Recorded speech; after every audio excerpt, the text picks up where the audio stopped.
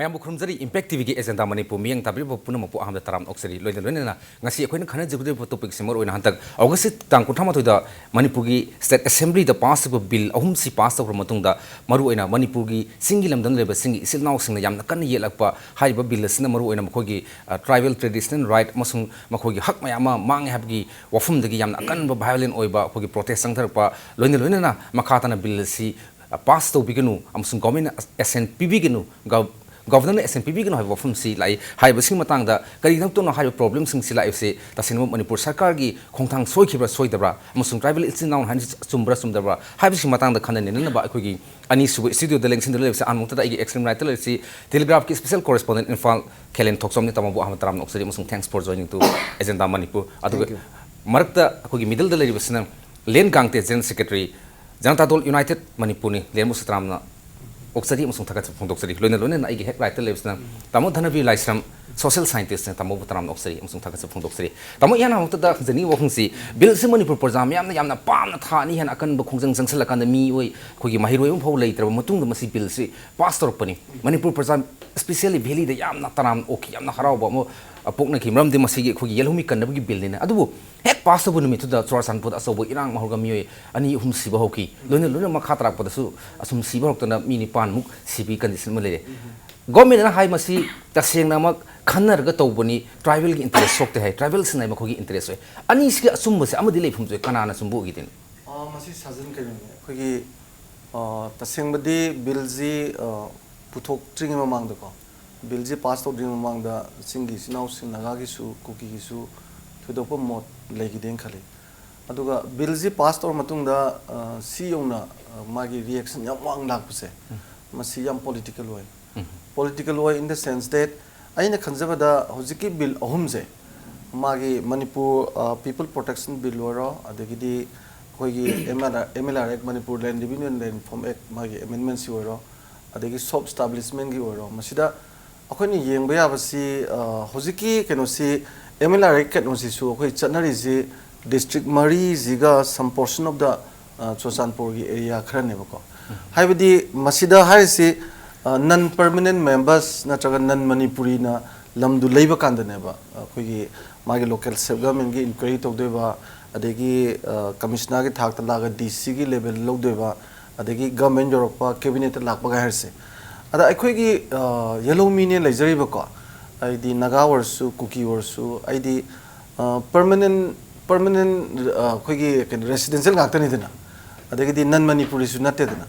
adegi amana mu Haribasi Chingidi Saruk Sama Topagi Manung the Modra City Hanadagi Atopana Kunta Yad and protection later never.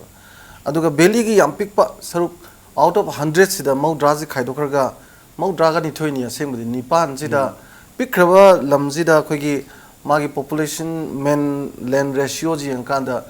say kilometer amada per square kilometer the Misatra Yankai Matak Lerpa Sing than Hundrama move per square kilometer to go.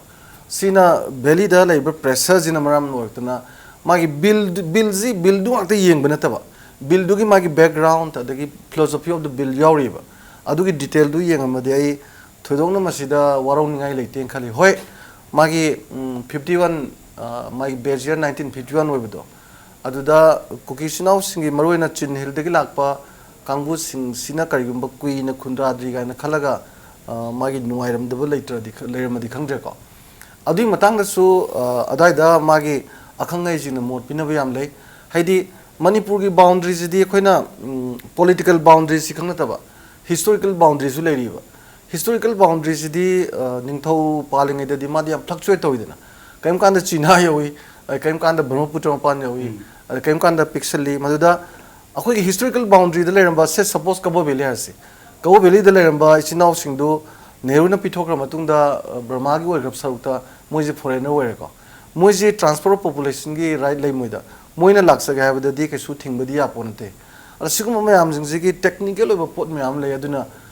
loop singjina ju magi adugumba same rest level kangbu ji di khoina naturalization process ina dum citizen obi aiba sigum mayam ji tripartite to phamin naraga idea dmaina misi mina thoktana khotna langmai mota ko se kuki sinau singoro maite sinau singoro chingmi woro koi government su yorga phaminaraga kari kari no to bi aba leidana ada mostly hujiki 51 bezia ji nuai ti har ga di siju naturalization process ai ito to foreigners phawa magi law de yaw ji sahi tara he na le ra ga di permanent na reside tor ga di ma se citizen acquire to ya bagi pot le ri dina ko adu ma yam jing ji khoi understanding ama le hoda ba adagi di khoi social media sida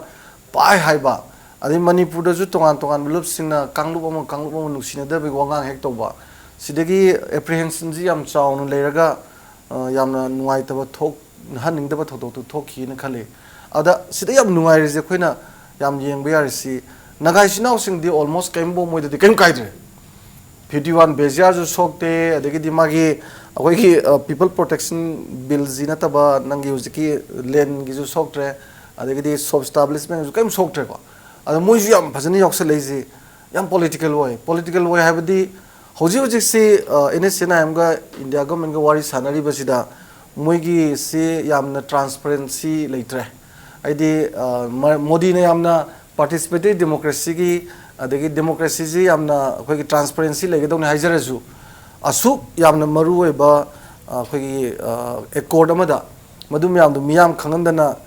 thahom da loisani gai ba ju onthok pa mane ba adugumbagi sida manipur gi miyam na chingna ba su yam leiko madu nagai sinau singna masi maru ne nsna amna naga praja sing di manipur gi kesu lap thongning pon da kugri praja ju ai manipur gi kesu lap thong ne khale maram di sing tam ani gi history ji di unique history of the naga haibadagi distinctive political status of manipur jam different ne di se kanana bu inabi sinab ice cream gi dumaina maton ji chawramaga sum makhong pixelak pasi manipur gi miyam gi koi maitai haitare ne tampak ta leba mi sing sina magi hanagi political status si chawgraba historical boundary adagi sovereignty adagi di asia da philippines kek mathang da written constitution leba ontok bo wangraba status maneba kashmir na ngasi 270 article gi matung in moina phangiba autonomy ji ningtau hari na delhi da la kan biyo na hairaga yaraga phangba baw phangine akhoi gi namdana loksali neba asigumba status wangraba lamji chawgraba saina koiram badagi sum pixel bindu mu chawbaji ne ngasi khanari je ina bisina mulak sige ado ling matang se khangni si hantak ki khogi singmi sin nok sing nam kan saw kar kanda khogi student organization sing spear head kanda khogi mla minister gi yum mai thaba khotpa mayam sang kre adagi police ki khogi police station mai thana phonam da khogi gate thaba dagi no mai kap to da lei khite phog yore yam kan blame to posi singi mla minister mayam sing nam khoi yete mkhoi na wangang de khana bud yaw khite bi yam kan wa phom butore adu hai punumaksi hill areas committee gi na pairiba akoi sacrosanct oba akoi na madubu pairiba thingba yadu already protected leba port amani sokte haiba wafum sima yam clear cut ta thame aduga hariba amendments to 4 district valley district plus some portion of sarasampur haibani aduna di makhoi na saurba pose hana akoi gi bill se pass of ringa hafta ma walinga de thama walinga da yamna pressure pidna yai kai na khoi su involved to you have nothing but this yaw of the bill pass namte yam violent or protest mala ise something behind this can level man. Well, handaki historic bill hai batare khoi yellow mi kaningai gi bill ahum pass to base adu i mayok ta hojik hairiba KSO amasung as a general tribal hai tare sigi incident thor pase is very unfortunate to bodabu local MLA singsina ma gi leriba constituency MLA singsina bill se puthom daida Moiso, at least they have a state share madi lazy have as a legislature moina. Moina kara tiziluraga, Natraga na moina su high river policy table to drink the Hill Area Committee have amalay. Hill Area Committee say it is a contraventions of Article 371C Constitution of India. Madonna purely protection ama tribal singed among the aduma constitution they PB rabne. Madugi pot aduda government sinasu bill ase prepare to ring da paper to di hapte ko han mangzo ne hape masigi suwa yosilak pasida moisu at least broader consensus ama lauraga they should have called them on board to discuss okay look this is the bills that we have prepared and these are the clause high river port ase yamna sincerely government asu masagi divide and rule policy later be the tribal haiba, Meitei haiba, whatever community pot, irrespective of all those communities to the tasengna asi lei haiba mase hairamaga maduda MLA singna salamdraba natraga toramdaba oiragadi moi ngasai gi participation do leite haiba su yai adu ngasi Kuki student organization voice nu natra Kuki NP voice nu natra various other tribal groups nungairak tribase ngasai gi 371 C asisine mainly this is the main issue adu adi ngasi Chuchangpur da iho oiraga mai tharaga MLA singi minister singi yum thaba haibase actually from my point of view it is unfortunate and highly it is a sorry figure ni ado ngasai gi people's representative hoina thadoga moina room ama hairak taba pot adu da neba moina ngasi nungai taba ma phongdo oga ngasi sis moi spearhead tori se ado ekhoina hojik mangna taba ekhoina yengado basidi I think it is high time that bill do thare governor consent tore adu arsu adu gi pot to government na loopholes le gadi ngarang honorable chief minister do gakhangam home minister na so teachers days ki award program da so ma openly ma hayaba yam asida karigumba any interest tribal community gi asok pa adu ma bill do da lebo oiragadi still we can roll back or amendment toraga su ekhoi du avenue lay haibasu ma phajana magi speech su hapkibani adu erdi ngasi se at least ekhoi gi leiriba tribal apex body adu ga student union sing se puna amtang government su invite budi tawre more heartedly invite to biraga asiwai da moi negotiation room ama purak tragadi asi se ekhoi gi damakta yamna nungai taba ama ekhoi du su phawi aduna I think this solution has to be tabled soon mayik sing takpi aduga khogi deputy chief minister ka khangam na haibada ai mama samak su tribal amani singmi masani aduga masida singmi interest sokpa hak sokpa karimta yaude masa akhogi madu takpi osoibe lergadi haiba ofum masu yamna on public on record haire adu matang zaman high post si tasingna mana high post na tasingna muk lalamagadi ma se tribal interest betray to bonena lodeni na mana high post si isam samna yam yang na hairam gaden khambi bra mana haibase yam yang na haibo oiroi as he is a moral responsible person aduga pharasu phatragu so lebak asigi deputy CM amasu oibanina just out of the context the pungai haiba makti oiroi he would have said from his bottom of his heart tobudubu mana hairiba potto ngasai gi ekhoi gi tribal ichinau sing na contemplate toriba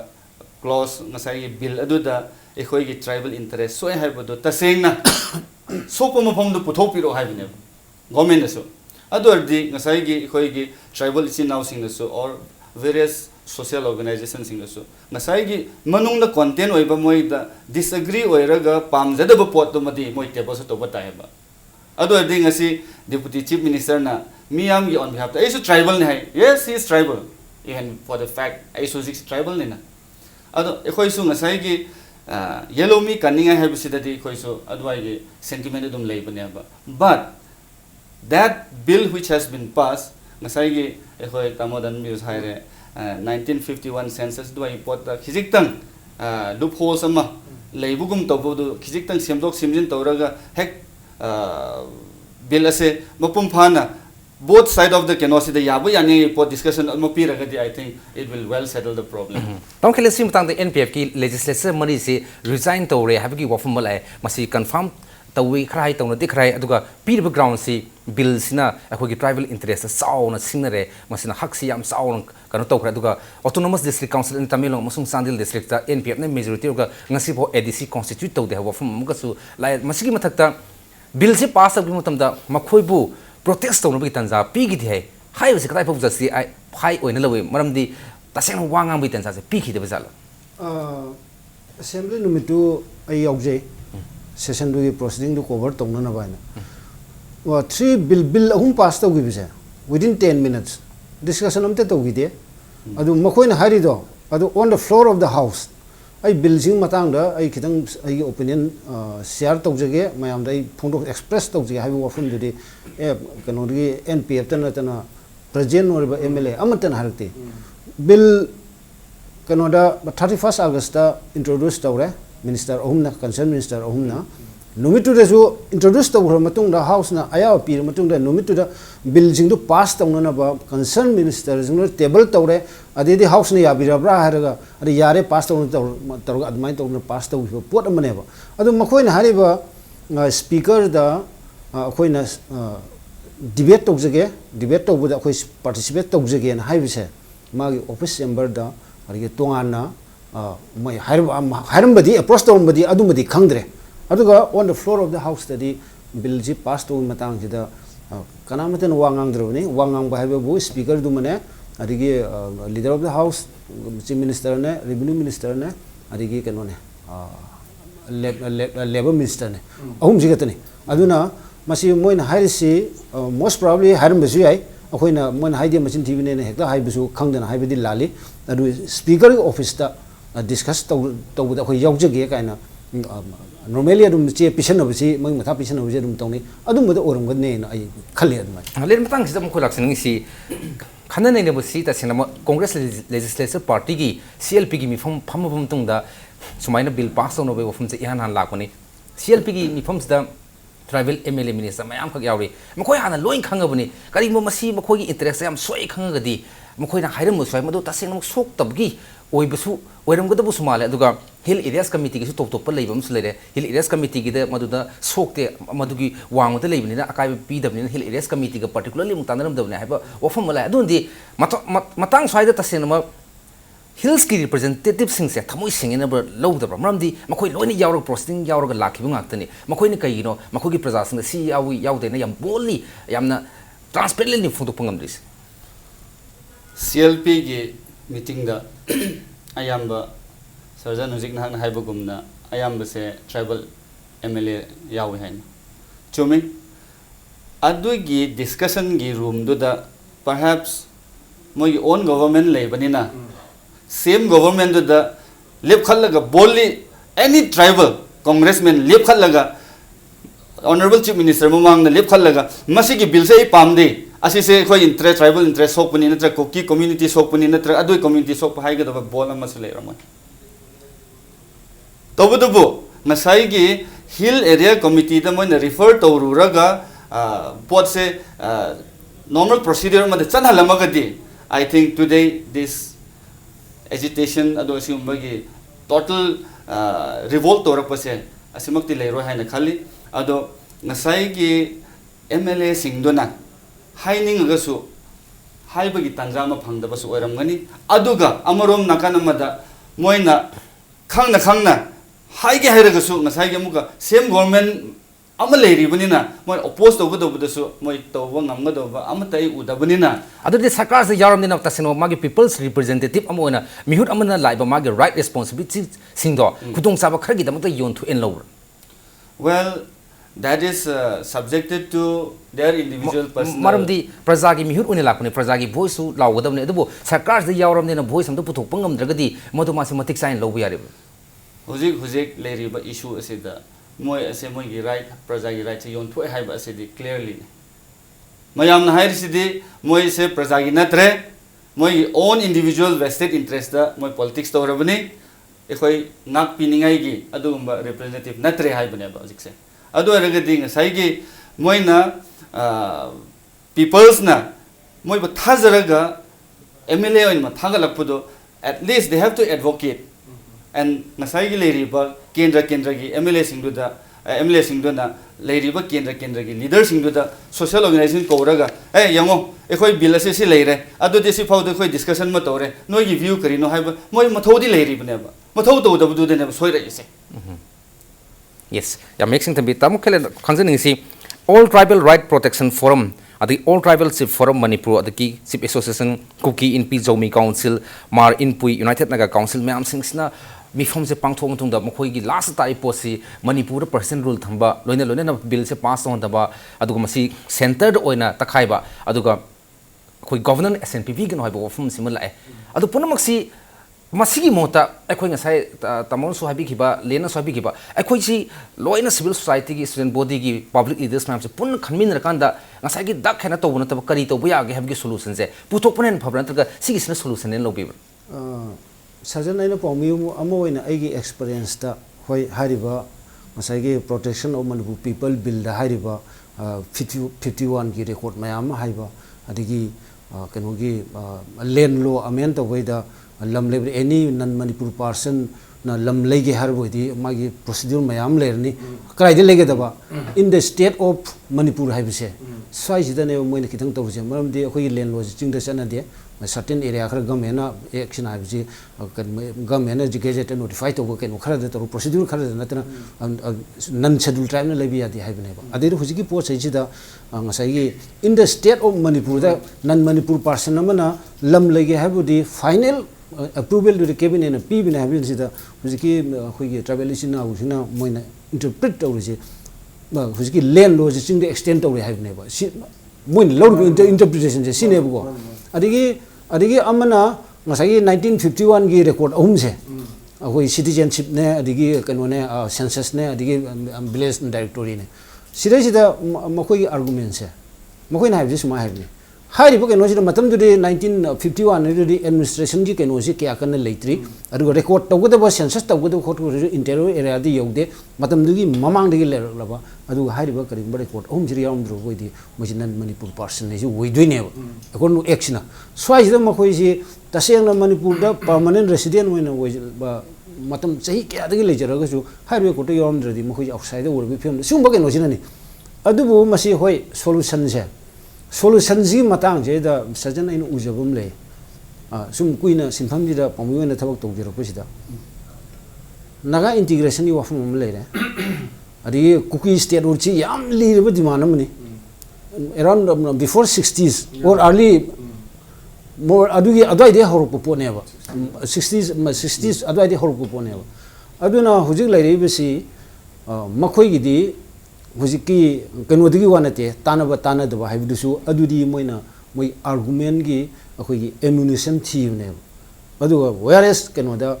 singda mkhoi gi demand sing si moi de dream ma tawduna lebini nagagi na nagagi tongan ba administrative arrangement ma integration bo gera amo bo gera cookie ju cookie state ma le jarim ni auto demand le jarim ni adigi autonomy gi wafam ma samana na either state or either autonomy si laibo poni na laibo posida government ki any government move adu chingda cover ta buya ba keno je masi moi oppose to bune adu na masi highly political aina khanja bese yamna political gi keno lei motive ama lei jai aina ujabada adu ga solution ji wafam se hujik hoi wari sana ba sidi ultimately wari di sana gadam ni adu masi solution ma hekta porkani habse ai hujik kitang thajawada kitang waje ya maximum tambi solution di porpagi lambi dile do hoju jim immediate future da akogi kitang wagan haba mo tambi matang sa de break maro jige tamtan bi khangjani ngi si hantaki style of akogi agitation mang sang khar khar khena bungumba hoju si violent oi bisawre akogi valley area da su ILP gi sang bodo yam violent one sang giba adu singi district samadu oppose obusu yamna violent one sang pagi film lai high situations da khudong sab low leiti habusu lei ponte hoju jiri balom da songi minority people higher kanda akogi singi student organization yang pullaga silsar to akogi imfan gi lambi ga thingi ba jiri ga bamgi lambi ga thingbo me ama sathari ade amorom masi pose even Nepali na musung torok payari amana sung inar payari ado last ta sing nama ngasi sing sinau singna akogi maitai de am sonim bagi ILPS bill si sanan gano thingona phana haijer gaso hayeng puna lei minra kan ta sing effect torok kadai di singmi singdani outsider sing ta sing na hagadi ado simple style of akogi campaign na targa protest se masigi mutta khara he na akogi kai haini mong taba civilized bu monda tanna bagi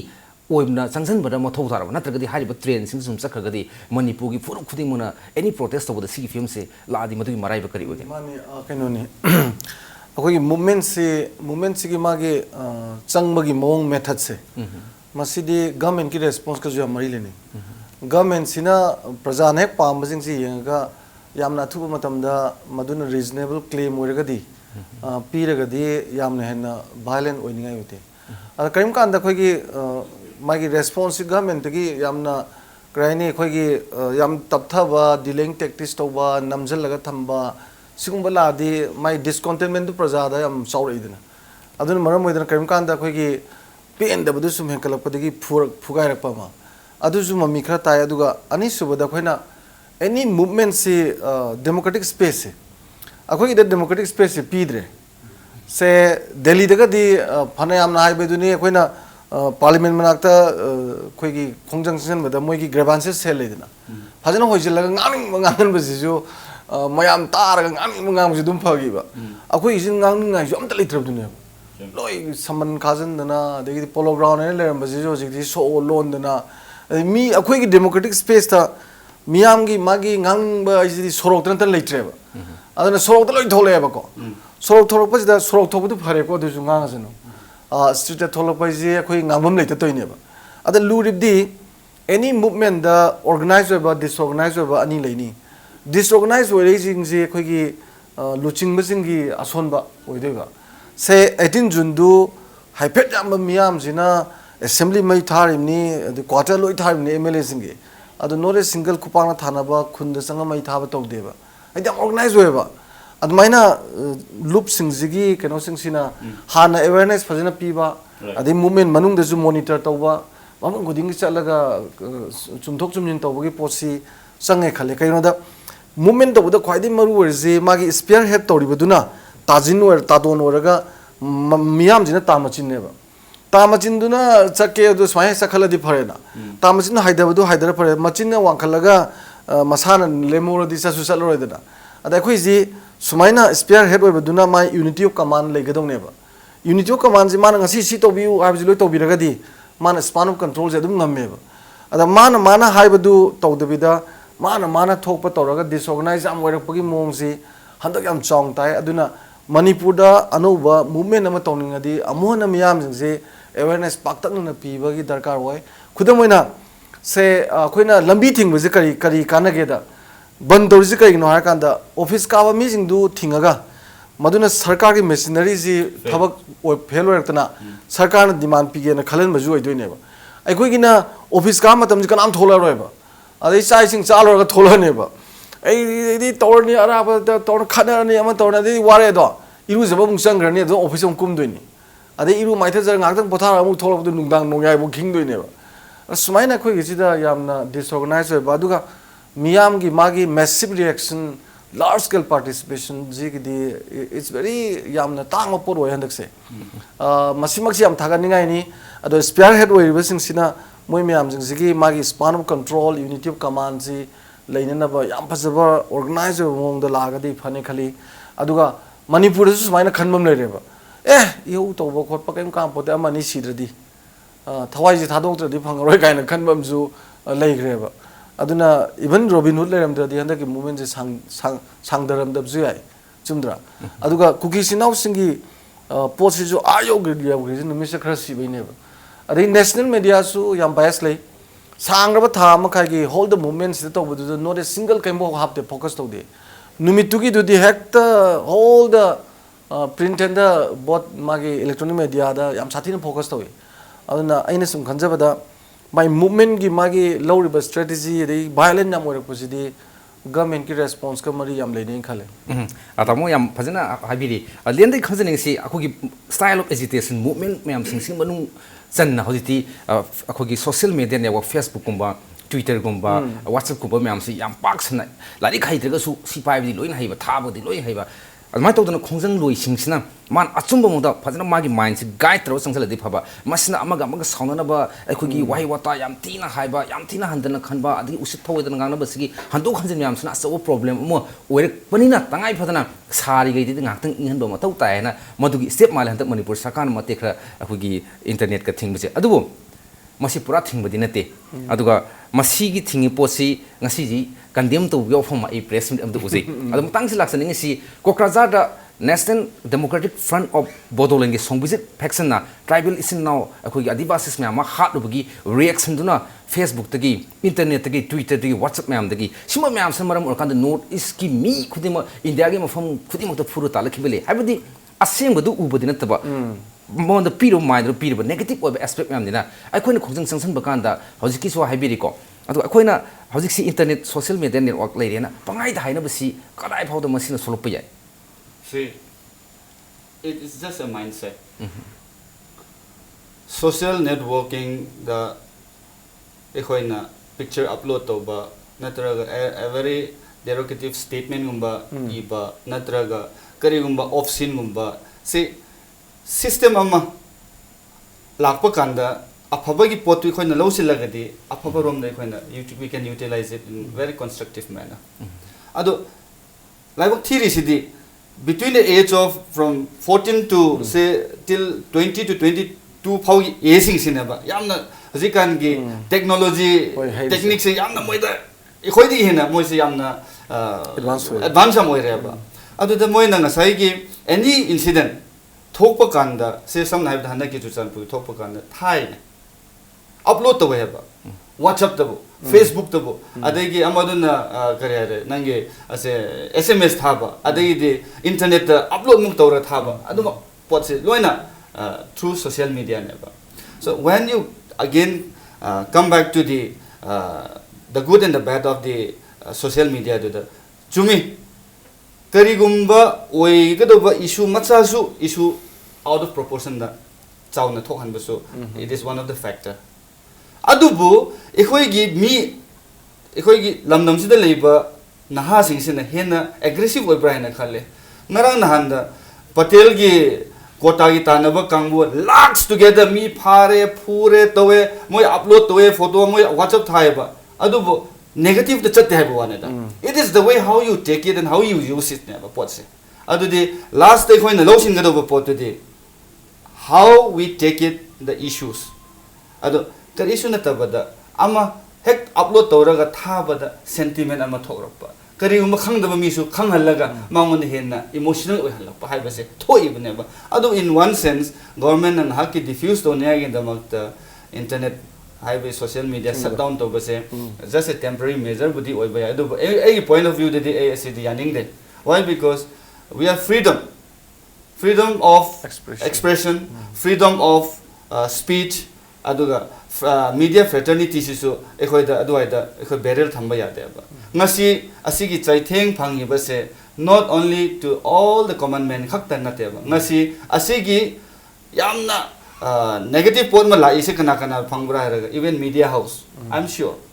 then ekhoi gi hojikan gi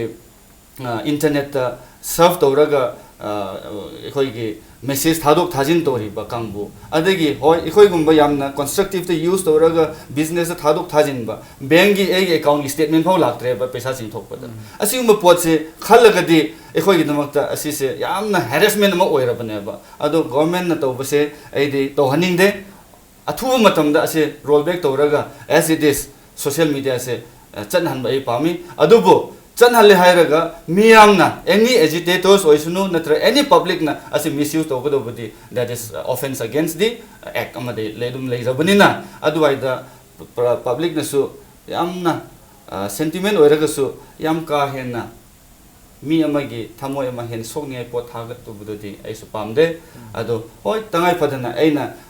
ama acknowledge to ning ba haining badudi just general terminology the high body phai adubu yam ka hen exposed to bududi I think that would be a bad precedent ado matang sida khogi any khongjang jangsil ba sing sigi leader sing sina ngasagi agitator sing sida assume ba khaidi toroi se kaimna sing bagi appeal gumba understand gumba phajana pibadi mathau taren lo see time and again I'm the first person to interact with so many social leaders adagi student bodies a personal point of view the a time and again moi the high bani asigi ekhoi we have to control ado leaders sing na so matik chana moi gi leriba social organization na moi gi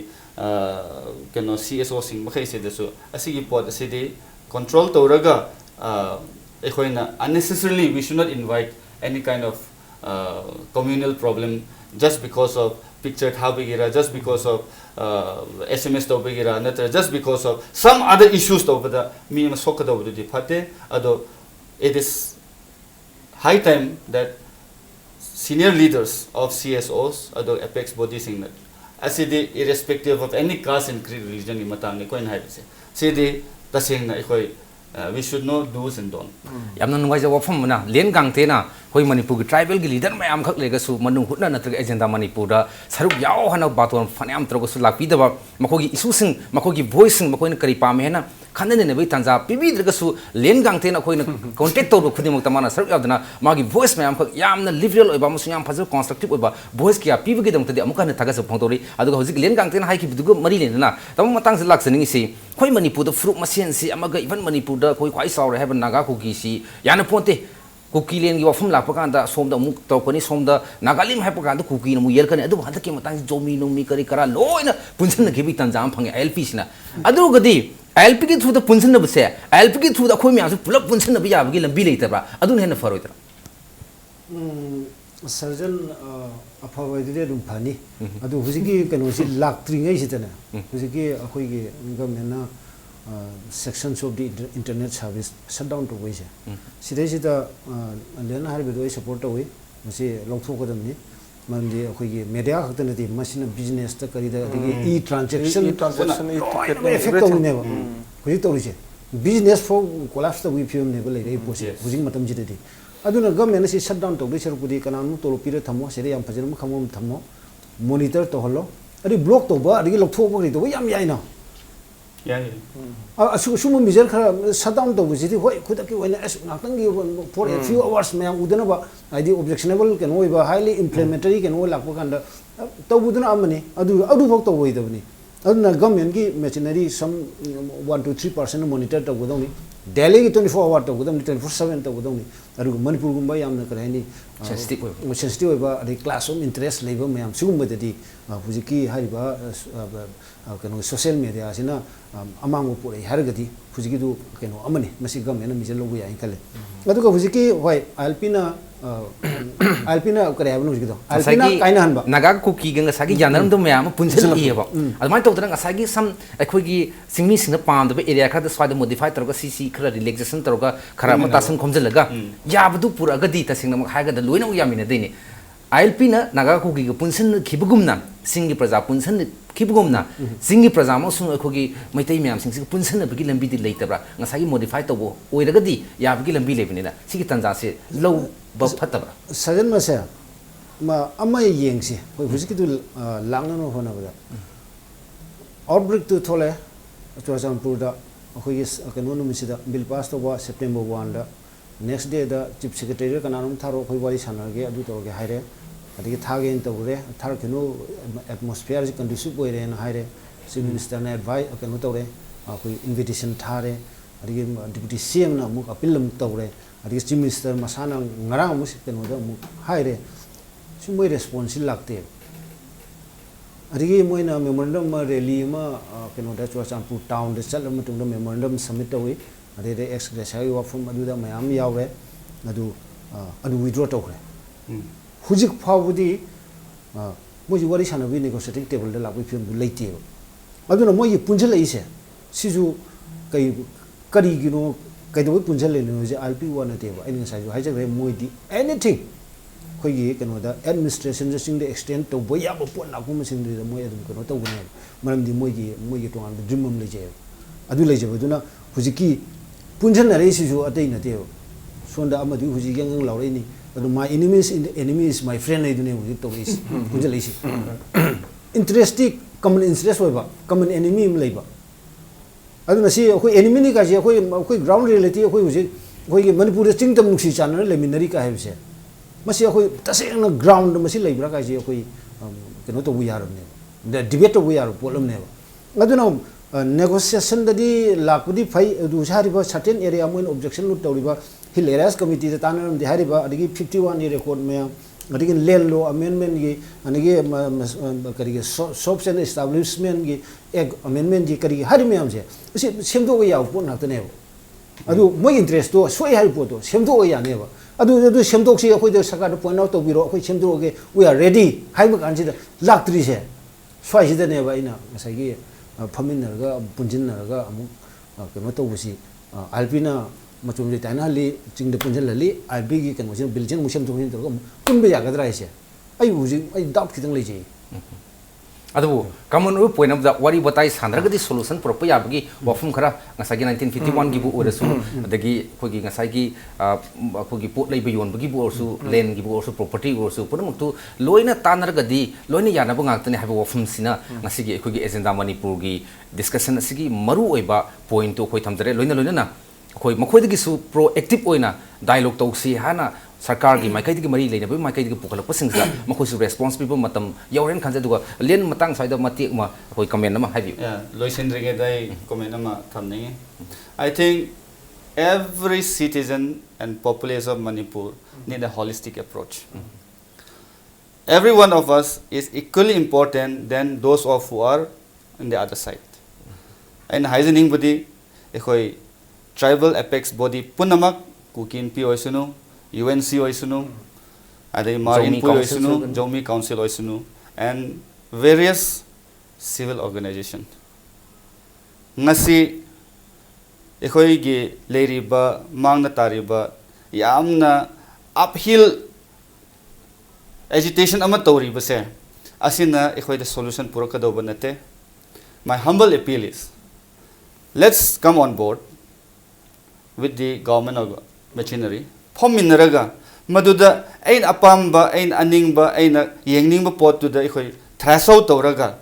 adugi potuna hayeng final oigini haibusu leitri aba ado hairiba bill ase semdo aga natra thare hairusu adana yadakte haibusu potsu khangdri habne ba pot se imun mundringe de ekoi masen khatnaraga nungaitaba ma keno lebase. I think this is very unfortunate. Aduna my last appeal is ekoi punamak ekoi fominaraga dialogue ama fominaraga tana bakana potse thokani aduna invitation tora ai chatte natra taude kaurakte have pot ma thamda bi da. I think we need to have a commonness in ekoi ge leiriba community makai sina ekoi holistic approach ama de ekoi mathau tai aduna ngasi ge problem ase thuna solve toba ama ekoi ge punamaki praja singsu adoga leader sing punamak su mathau tai habase ai ekoi gi panel discussion se dai khudong sa ba loraga we should come on board and have a meaningful discussion adoga hairiba problem se athubada resolve to bna phagani habase ai mayek sengna khogi table dal akanda wari watai sanra kan mamdi malengi na saura issues myam problem myam si table lo singki ngakni manipur gi su madu loisinba yaro habgi wafum neite aduna luri wafum di ngasi janata dol united ki maikai gi su phongdok piki leire luruba tanfam sta yamna communal tone oibana tuga inflammatory oiba statement di to bigin maduna negative side sakki bi habani singbo wafum sikar thamkanda ngasagi punna wari watai sadana apam pam da semdok semjing gi wafum se putongragadi suksoi sudana lambi ima leigani habgi wakhlon sini thambi mamdi for every problem there is a solution habani